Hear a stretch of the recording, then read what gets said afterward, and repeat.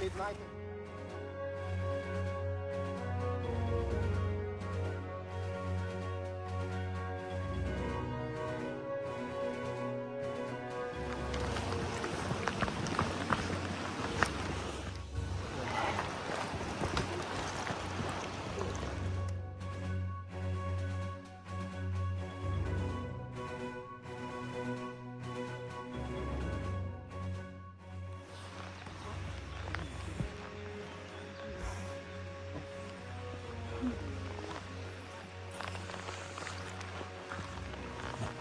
So on your right side you can see a gorgeous mountain lake. It's absolutely lovely greenery. And here I would like to say how good this season it was from you guys to take such a hike with a guide. Because the Norwegian nature can be very, very dangerous. Usually warning the ladies here first, because let's say you're taking a walk in the forest and you arrive to a gorgeous mountain lake with crystal clear water. And on the side of the lake there is going to be a handsome Norwegian guy, a blondie blue, a muscular one, and he'll try to seduce you. He's flirting with you and inviting you to come swim with him. But be careful! There's a chance he's going to be a nukken, an evil shape-changing creature. And if you enter to the lake, he's gonna pull you down and you drown. So very, very dangerous. So like something like a siren? Yes, but the male variation, exactly. Alright. But unfortunately, we are not safe either, gentlemen. The same concept, you're taking a walk in a forest, to the right you're filled with a big basket of delicious looking golden apple. You just bite into this apple, and if you do so, gorgeous girls are going to appear. The same concept, blondie blue. Oh, they're so beautiful. They're having this bushy tail as well, but they're so gorgeous like nymphas.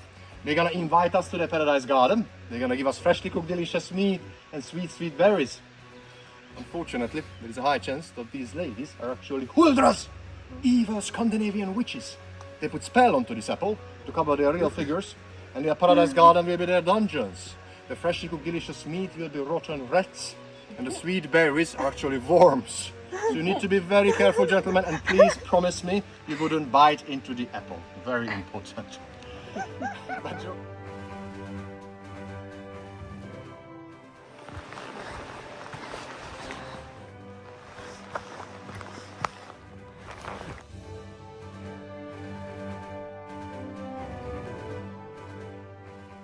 Norway. Do we have any guess what could be the reason of that? Any idea? To be the first time when I saw this, I was thinking like, well, he's sitting on a throne and, you know, I was sitting on a throne. Or maybe it's a disrespect, maybe they don't like the king or something. But the truth is, it's more about respect, believe it or not. A couple of decades ago, when the Norwegians were driving up to their mountain cabins, they brought some toilet paper with them. But sometimes it was not enough, and back then we didn't have too many of these mountain boutiques we are having today. So if it got empty, what else they had with to use it as a toilet paper? Usually they brought their favorite newspaper. So toilet paper got empty. They started to use newspaper as a toilet paper. But a favorite newspaper, for example, Aftenposten, which is a very serious newspaper. That was happening many times. There was an article about the king in the papers with the portrait of the king there. Yeah, but how disrespectful would it be to use the portrait of the king?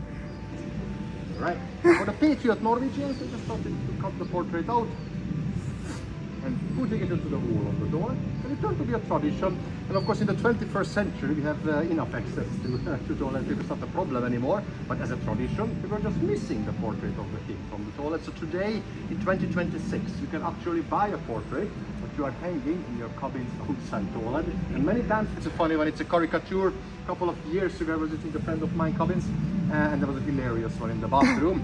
On the portrait, the king was sitting on the toilet reading the newspaper.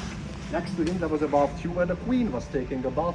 The crown was hanging half down from her head and she was happily soaping her leg. And believe it or not, it's about this. Let's get a bit closer to the cabin.